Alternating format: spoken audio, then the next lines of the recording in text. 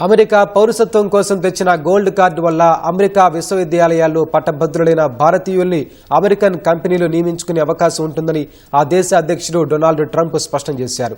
అంతర్జాతీయ ప్రతిభను ముఖ్యంగా భారతీయుల్ని అమెరికాలో ఉండకుండా ప్రస్తుత వలస విధానం నిరోధించిందని ట్రంప్ అభిప్రాయపడ్డారు. భారతీయులు, చైనీయులు, జపనీయులు వంటి వారు హార్వర్డ్, వార్టాన్ స్కూల్ వంటి వాటిలో చదువుకుంటున్నారని ట్రంప్ తెలిపారు. అయితే వారు అమెరికాలో ఉంటారో లేదోనన్న అనుమానంతో ఉద్యోగ ఆఫర్లు రావట్లేదన్నారు. ఎంతో ప్రతిభగల యువత అమెరికాను బలవంతంగా విడిచి వారి దేశాల్లో వ్యవస్థాపకులుగా విజయవంతం అవుతున్నారని అమెరికా అధ్యక్షుడు తెలిపారు.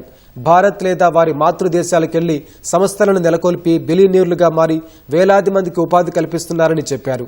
దానివల్ల అమెరికా ఆర్థిక వ్యవస్థ బలోపేతమయ్యే అవకాశం చేజారిపోతోందని పేర్కొన్నారు. అమెరికాలో పెట్టుబడులు పెట్టే వారికి శాశ్వత నివాసం కల్పించేలా ట్రంప్ గోల్డ్ కార్డును ప్రకటించారు. $5 మిలియన్ పెట్టుబడి పెడితే గోల్డ్ కార్డును పొందొచ్చని చెప్పారు. అలా వచ్చిన డబ్బుతో అమెరికా అప్పులు తీర్చొచ్చని ట్రంప్ స్పష్టం చేశారు.